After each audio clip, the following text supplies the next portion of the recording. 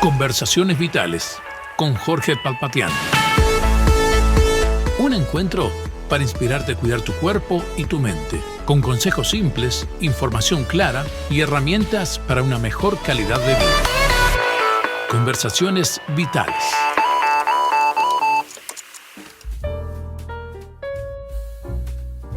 ¿Qué tal, amigos? Es un privilegio nuevamente poder estar en contacto con todos nuestros oyentes de Radio El Libertador. Estamos en Conversaciones Vitales, conversando semanalmente de temas relevantes de la vida, la familia, la sexualidad, la salud, temas que son importantes para la vida humana. Y en esta hora tenemos un amigo nuevamente presente en nuestro programa. Su nombre es Álvaro Fernández. Él es ingeniero, es máster en desarrollo humano, miembro de la Comisión de Cultura de la Conferencia Episcopal del Uruguay, es columnista del semanario La Mañana de Montevideo y del portal español Religión en Libertad. Fundó un canal de YouTube que mantiene llamado Batalla Cultural, Guerra Espiritual. ¿Cómo estás, Álvaro? Bien, muy bien, gracias a Dios. Bueno, me alegro Aquí mucho. estamos. Me alegro mucho que estés con nosotros en esta hora, porque a propósito de un artículo que escribiste como columnista periódicamente, que lo haces en el semanario La Mañana de aquí de Montevideo, Uruguay, hemos sido testigos de que has hablado sobre un tema relevante en nuestra sociedad que tiene relación con las políticas públicas y el rol de estas en la familia. Nosotros, como tú sabes mejor que yo, en Uruguay se ha ido experimentando una serie de aprobaciones legales que han sido aparentemente dedicadas especialmente a individuos, a grupos colectivos. Por ejemplo, estoy pensando en la mujer particularmente, la ley de violencia basada en género, las cuotas en listas, los programas de empleo, la salud sexual y reproductiva. Si pensamos, por ejemplo, en la infancia, bueno, el plan CAIF, por supuesto. En los adultos mayores estamos pensando en la tarifa social, en el BPS, en los programas de cuidados. Si pensamos en el colectivo LGTB, hemos sido testigos en los últimos años de la Ley Integral de Personas Trans, el cupo laboral, que las empresas públicas y privadas tienen la obligación de tener en su plantel parte de este colectivo, el cambio de nombre en los documentos identificatorios. Todo hace pensar, Álvaro, en el individuo. Pero poco se habla de la familia como unidad, sabiendo vos y yo y muchos de nuestros oyentes que la familia es el sostén de una nación. Familias fuertes, naciones fuertes, individuos fuertes. Exacto. Porque todos nosotros necesitamos tener una familia fuerte, una familia funcional, una familia que funcione adecuadamente para que nuestro nivel intelectual, social, espiritual, físico pueda desarrollarse de la mejor manera. Tú has hablado entonces de la necesidad de políticas públicas dedicadas a la familia y has introducido en la primera parte de este trabajo el suicidio demográfico que estamos viviendo en nuestro país y en el continente y en el mundo. Bueno, ¿qué nos podés decir en cuanto a esto? ¿Cuáles son tus reflexiones primarias en cuanto a lo que pasa por un lado en el Uruguay, y la tendencia es a nivel mundial esto? No es solamente en nuestro país es un laboratorio de todas estas cosas que luego se desparraman como leche por todos lados, y esto se traspola a otros países y a otros continentes. Pero también hay otras muestras de que hay países como Polonia, Hungría, que quizás le están dando más énfasis a las políticas públicas relacionadas con la familia porque han visto la necesidad de hacerlo. Bueno, ¿cómo empezamos? Exacto. ¿Cómo empezamos? Bueno, a ver, sobre el tema del suicidio demográfico, que es un término fuerte, también llamado invierno demográfico, yo también le llamo infierno demográfico. Bueno, ya más o menos hemos hablado en algún otro programa, si mal no recuerdo, pero lo que cabe recordar es que Uruguay entre 1965 y 2015 en 50 años la natalidad se redujo un 30%. 30% en 50 años. Bueno, en los últimos 10 años, de 2015 a 2025, la natalidad se redujo un 40%. O sea, 10% más que en los 50 años anteriores en 10 años. Eso habla claramente de un suicidio demográfico. Las previsiones del Instituto Nacional de Estadística dicen que para el año 2070 en Uruguay va a haber 3 millones de habitantes. Ahora somos alrededor de 3 millones y medio. Pero el problema no es ser 3 millones o 2 millones o 1 millón, porque en algún momento tuvimos esa población. Cuando el Uruguay estaba creciendo, cuando estaba recibiendo inmigración, etc. El tema es la estructura de la población, porque cada vez van a haber más viejos y cada vez menos jóvenes. Y los jóvenes son los que con sus aportes o con sus cuotas de niños que pagan sus padres sostienen el sistema de salud, y los que aportan con su trabajo después ya de adultos son los que sostienen el sistema de seguridad social. Pero incluso los niños cuando son chicos, cuando todavía no están trabajando, sus padres aportan por ellos al sistema de seguridad social. Entra un dinero que además es un dinero que no se gasta tanto en los niños como en los viejos, porque los niños se enferman menos, porque los adolescentes se enferman menos, los jóvenes se enferman menos, los que más se enferman son los viejos. Entonces, ¿qué pasa si no hay niños? Lo que pasa es que van a colapsar tanto el sistema de seguridad social, que ya está colapsando, y el sistema de salud también, el sistema mutualista de salud, ¿no? El sistema público es otra cosa, pero en el sistema de mutualistas se sostiene porque la gente paga la cuota. Y si cada vez pagan la cuota menos niños y cada vez hay menos aportantes jóvenes a ese sistema, también colapsa. Sí, un paréntesis para que la gente lo entienda. Y el sistema mutual, justamente, agregando lo que vos decís, Álvaro, es un sistema cooperativo en cierta manera y solidario, porque el que no enferma es el que aporta para el enfermo. Ahora, es una ecuación matemática, ¿no? Porque es como vos decís, si hay menos personas sanas que sostienen menos a través de sus aportes, o porque hay menos personas en la población, evidentemente la población enferma va a aumentar, y eso, los números son fríos, no tienen corazón, y evidentemente que van a disminuir, el sistema por ese lado va a colapsar. Exactamente, y es una de las razones, no digo que sea la única, pero yo estoy convencido de que es una de las razones por las cuales se promovió el proyecto de ley de eutanasia. Porque si recortamos por abajo con el aborto, con la anticoncepción, tenemos que recortar por arriba, matando a los viejos. Porque acá estoy hablando de recortar por abajo y de recortar por arriba, porque me represento, o porque normalmente se representa la población de un país como una pirámide, con una base ancha, que son los niños que nacen, y con una base, con un vértice que termina en punta ya cuando llegan los 80, 90 años, ¿no? Que es más o menos más o menos cuando llegan a vivir las personas, incluso los más viejos.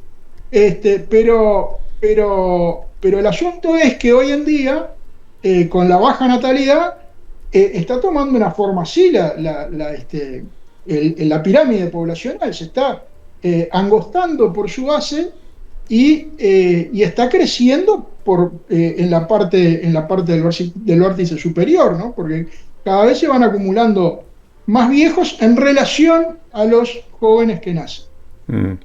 Entonces, si uno piensa desde el punto de vista demográfico esta situación, hay más que suficientes razones entonces para pensar de que las políticas públicas deberían ser dirigidas no solamente a los individuos, sino también para mantener ese soporte que hace que una familia pueda tener a plenitud la satisfacción y la oportunidad de poder tener hijos, ¿verdad? Porque uno puede decir, bueno, pero yo no estoy en condiciones de tener hijos.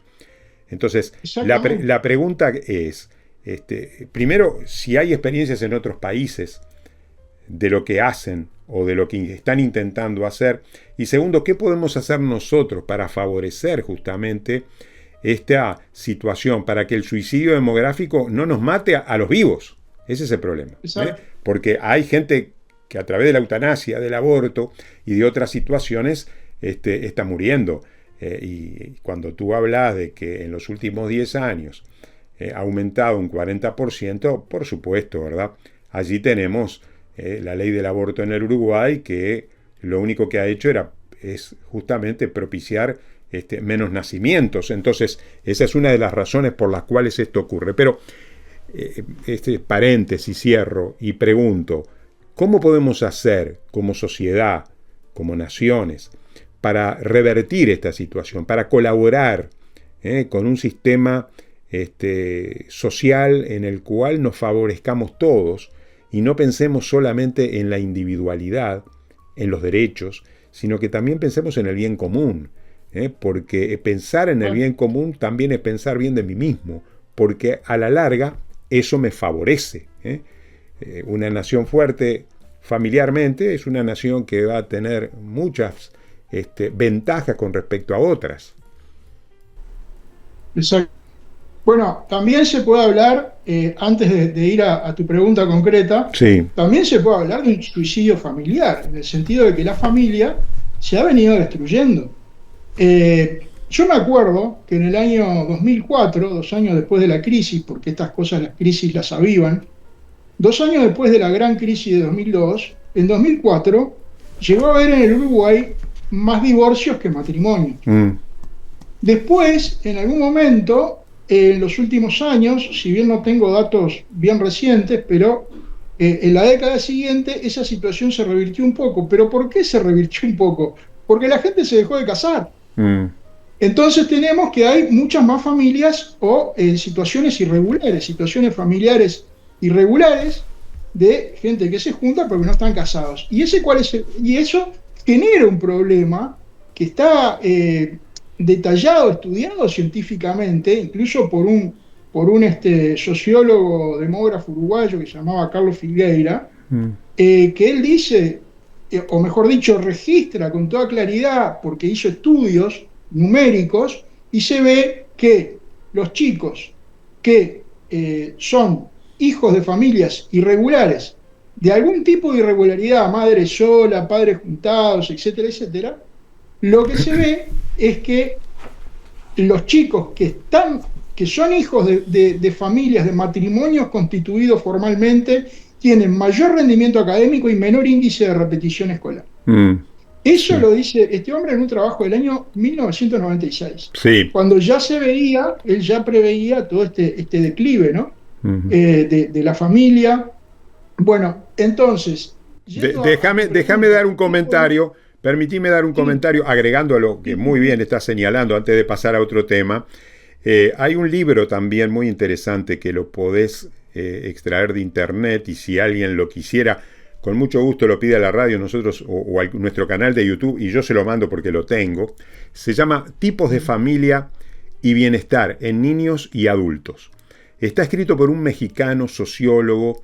Yo lo conozco personalmente en un congreso de familia que tuvimos la oportunidad de asistir, donde él señala con evidencias, no hay allí una fuente ideológica o una fuente que uno pueda decir, bueno, está sesgado porque tiene un pensamiento que puede ser particular. No, esto es estadístico.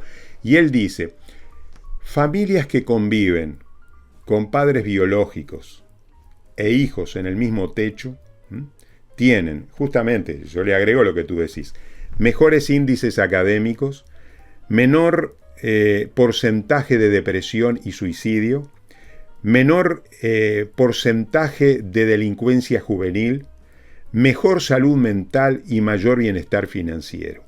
Esto está demostrado categóricamente en un estudio que él hizo, incluso una estadística mundial, donde en 58 países de diferentes trasfondos sociales, económicos y políticos, se investigó cuál es el tema más importante en su vida, y el 90% de la población, según este estudio relatado en este libro, dice, la familia es el tema más importante, más del 90% por encima de los amigos, por encima del trabajo, por encima de la religión.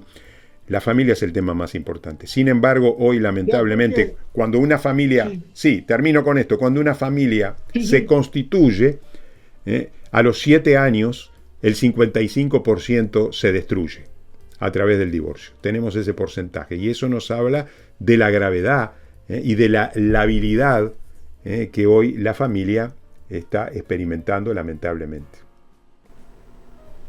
Exactamente, mira, yo recuerdo que aquí no me acuerdo cuánto, pero quizá 20 años, no sé si menos, no me acuerdo bien, pero hace muchos años estuvo aquí en Uruguay un sociólogo estadounidense de apellido Wilcox, no me acuerdo el nombre, pero el apellido era Wilcox, traído por la Universidad de Montevideo, que dio una conferencia en uno de estos cines de shopping, creo que era el Montevideo Shopping, que en una de las salas de cine este hombre dio una conferencia, y recuerdo que él, precisamente hablaba sobre lo mismo, dando los mismos datos, más o menos, que tú estás dando, y decía, yo soy hijo de madre soltera, por tanto, no estoy para nada ideologizado con esto de que tengo una familia perfecta o que provengo de una familia perfecta.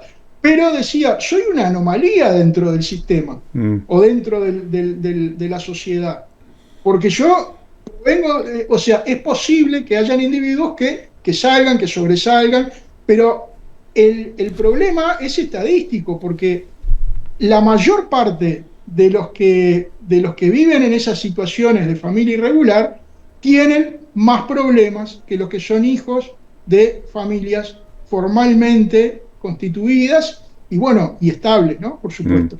Sí, por supuesto que si nosotros miramos el ser humano en forma individual, afortunadamente nosotros tenemos un poder de resiliencia muy importante, y eso es lo que nos hace vencer situaciones que particularmente son anómalas o son disfuncionales o son no las mejores condiciones. Pero lo que estamos hablando es en forma general, estadístico, ¿verdad? Exacto, no estamos hablando a nivel individual, que por supuesto hay excepciones por todos lados.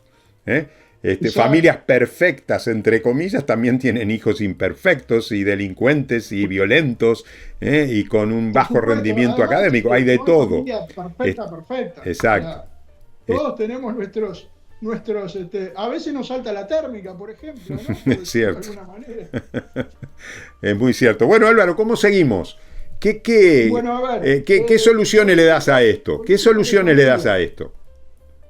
Bueno, ahí está. Yo me acuerdo de haber leído en algún lado que cuando asumió como presidente Víctor Orbán en Hungría, que ahora acaba de perder las elecciones, vio que la tasa de natalidad de Hungría, gracias a un montón de políticas y gracias a un tema cultural que afecta al mundo entero, que Hungría tenía 1,2 de tasa global de fecundidad. 1,2 quiere decir, la tasa global de fecundidad son los hijos por mujer que tiene una sociedad. ¿Cuántos hijos por mujer en promedio tiene una sociedad? Eso es la tasa global de fecundidad. Si la tasa global de fecundidad está por debajo de 2,1, la población no se repone. Para reponer la población tiene que estar de 2,1 para arriba. Bueno, en Hungría era 1,2. Y 1,2 es más o menos lo que tenemos hoy en Uruguay. Estamos al nivel de Hungría cuando asumió Orbán como presidente. Bueno, Orbán implementó políticas de familia, incluso le dedicó un ministerio entero a la familia, al cual le dedicaba el 4% del PBI, y desde allí implementó políticas que, por ejemplo, incluso también las había implementado el gobierno alemán, algunas de estas, como por ejemplo reducir el impuesto a la renta a medida que aumenta el número de hijos. Creo que fue Schröder, canciller alemán, que había hecho algo parecido. A medida que aumentaba el número de hijos, reducía el impuesto a la renta, y los solteros lo pagaban completo, los que no tenían hijos, los matrimonios sin hijos lo pagaban completo, porque lo que se beneficia o lo que se premia con esa reducción del impuesto a la renta, que acá le llamamos IRPF y en otros lados se llamarán de otra manera, pero lo que premia es el hecho de tener hijos que serán los aportantes futuros de la sociedad. Serán quienes aporten con su trabajo, con su esfuerzo, para mantener los sistemas de seguridad social. Entonces, precisamente como eso se ve como un bien, dicen, bueno, vamos a premiar. Y lo que hacía Orbán incluso, a partir del cuarto hijo en adelante, no se le cobraba más impuesto a la renta a la familia, a los integrantes de la familia, al padre, a la madre. Esa es una política de familia económica. Después también hay otras políticas de familia que son, por ejemplo, para promover la familia, para promover la conciencia de la familia, de la importancia de la familia. En algunos otros países han habido también políticas de incentivo, como por ejemplo hacer un premio nacional crearon un premio nacional que premia a las empresas existen las empresas socialmente responsables. Bueno, acá se premia a las familias, a las empresas familiarmente responsables. La responsabilidad social, la responsabilidad familiar. O sea, empresas que se hacen responsables o que tratan con responsabilidad a los empleados y sus familias. ¿Qué tipo de premios se dan o por qué? Bueno, por ejemplo, premios por conciliar trabajo y familia, por ayudar a conciliar trabajo y familia. ¿Cómo? Por ejemplo, promoviendo el teletrabajo. En la pandemia o en la pandemia el teletrabajo fue una norma para mucha gente. Había muchos que se quejaban porque tenían que trabajar en un apartamento chiquito con sus hijos, etcétera, etcétera. Ahora, a mucha gente también le solucionó muchas cosas. No todos estaban desconformes. Entonces, bueno, hay empresas, por lo menos dar la posibilidad, que la empresa dé la posibilidad de hacer teletrabajo para familias que tienen o varios hijos o que tienen hijos chiquitos, o también la posibilidad de flexibilizar los horarios laborales. O, por ejemplo, de tener una guardería dentro de la empresa, donde los empleados puedan ir con sus hijos, dejarlos ahí en la guardería, los van a visitar un ratito, vuelven y listo. Digo, a ver, ese tipo de cosas suceden en el mundo y por eso las estoy planteando. No son inventos, no son disquisiciones vanas, ¿no? Estas cosas existen en el mundo, se han hecho. Álvaro, yo te estoy escuchando, me parece tan interesante tus aportes, pero también me estoy poniendo del otro lado, en el sentido de que hoy, lamentablemente, la maternidad está en total revisión. La maternidad hoy está desacreditada, la maternidad hoy está postergada y como sabes muy bien, evidentemente que la mujer tiene una edad reproductiva limitada. Los hombres a los 70 años siguen siendo fértiles, la mujer no. La mujer tiene una edad determinada. Hoy, lamentablemente, las parejas, ya sea que se juntan en concubinato o legalmente constituidas, retrasan la maternidad. Es decir, es un tema en el cual no es prioridad ni para la mujer, ni para la familia establecida o para la pareja establecida. Es decir, ¿cómo entendés esto, Álvaro, desde el punto de vista ideológico? Porque esto se ha transmitido, ¿verdad? En otras culturas históricas, bueno, cuando una mujer no podía quedar embarazada, era una ciudadana de segunda categoría, totalmente despreciada por la cultura. No tenías hijo, tenés algún mal. Algo te hicieron o algo hiciste. Estás siendo culpada y castigada por los dioses porque no quedás embarazada. Es decir, había tanta presión que eso a lo largo del tiempo fue cambiando.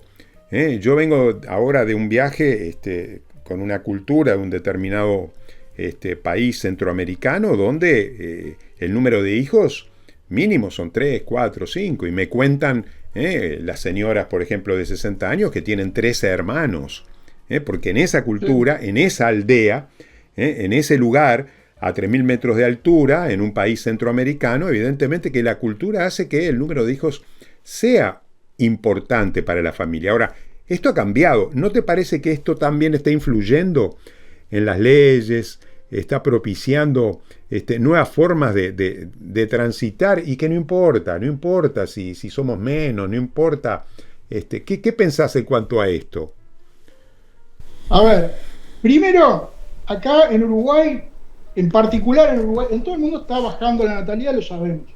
En Uruguay, el descenso tremendo de la natalidad que hubo entre 2015 y 2025 se debió sobre todo a que se redujo notablemente el embarazo adolescente. ¿Por qué se redujo notablemente el embarazo adolescente?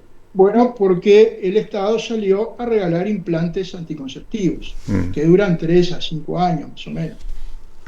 Esa es la principal causa, porque el aborto incide, pero es tan clara la baja del embarazo adolescente que, a ver, que es una buena noticia, pero es una buena noticia si se da por educación y no por implantes anticonceptivos. Claro. Porque si se da por educación, bueno, quiere decir que esas personas, bueno, cuando tengan la madurez suficiente, formarán un matrimonio, etcétera, bueno, y tendrán sus hijos. El tema acá también es que, a ver, hay un documental muy interesante, que si querés algún día también lo podemos comentar, que se llama Birth Gap, que sacó un investigador inglés, no me acuerdo en este momento el nombre, pero está en internet y está completo, son como 2 horas de documental, y este hombre lo que dice, bueno, en todo el mundo está pasando esto. ¿Por qué? Esto está pasando porque por el tema de una cierta, llamémosle, profesionalitis, o por esa necesidad de la mujer, que hoy ve la mujer de ser profesional, que antes no la veía, de ser profesional, de ser independiente, etcétera, se retrasa la maternidad. Se retrasa la maternidad porque se retrasa el matrimonio o porque se retrasa el hecho de, bueno, de encontrar pareja, para decirlo en forma más genérica. ¿Y qué pasa? A partir de los 30 años se reduce un 50%. Las mujeres que no tuvieron un hijo a los 30 años o antes de los 30 años, para adelante se les reduce un 50% la probabilidad de tener hijos. Eso es un dato concreto de la realidad. Entonces, claro, al retrasarse la maternidad y al reducirse, cosa que no se sabe, o por lo menos no se sabía hasta este documental, la probabilidad de tener hijos de los 30 años para adelante, un 50%, bueno, podemos entender por qué se reduce tanto la natalidad. Esos son datos claros. Pero una de las cosas más interesantes, para mí por lo menos, ¿no? Digo, porque datos hay montones en ese documental, pero una de las cosas más interesantes para mí fue que cuando este hombre entrevistó a personas que no habían tenido hijos o que habían tenido un hijo o 2, muchas de estas personas, la mayoría, decían: me arrepiento de no haber tenido hijos, o me arrepiento de no haber tenido más hijos. Porque, a ver, ¿por qué? Porque eso está en la naturaleza humana. Claro. El hombre y la mujer, el hombre, hablando en términos genéricos, está hecho para dar vida, porque su constitución física está hecha para dar vida. Entonces, ese tipo de respuestas de las personas que se arrepienten es lo que marca que hay un problema en el sistema, porque si no, estas personas no se arrepentirían. Estarían contentísimas de no haber tenido hijos. Muchas gracias, Álvaro. Que no esté contento de no haber tenido hijos, porque puede haber, pero en general estas personas se arrepienten o de no haber tenido hijos o de no haber tenido más hijos. Bueno, muchísimas gracias por tu aporte, realmente estamos agradecidos por todas estas connotaciones y comentarios y apuntes que nos has brindado en esta hora. Estimulamos a todos nuestros oyentes a que nos puedan seguir por nuestro canal de YouTube, Tenemos varios programas con el ingeniero Álvaro Fernández, todos muy sustanciosos, y los invitamos a revisar entonces nuestro canal de YouTube de Conversaciones Vitales. Será hasta nuestro próximo programa. Agradecidos, Álvaro, por tu presencia en esta hora. Muchísimas gracias por tu aporte, y por supuesto que si quieren el artículo escrito por Álvaro en el semanario La Mañana, solamente tienen que pedirlo y con mucho gusto se lo vamos a hacer llegar. Un saludo afectuoso diciéndoles a cada uno de ustedes hasta nuestro próximo programa, donde nos volveremos a encontrar en Conversaciones Vitales. Desde Vergara y para todo el mundo. Una radio con propósito. Una radio con visión. Una radio para todos. El Libertador, 1210 AM.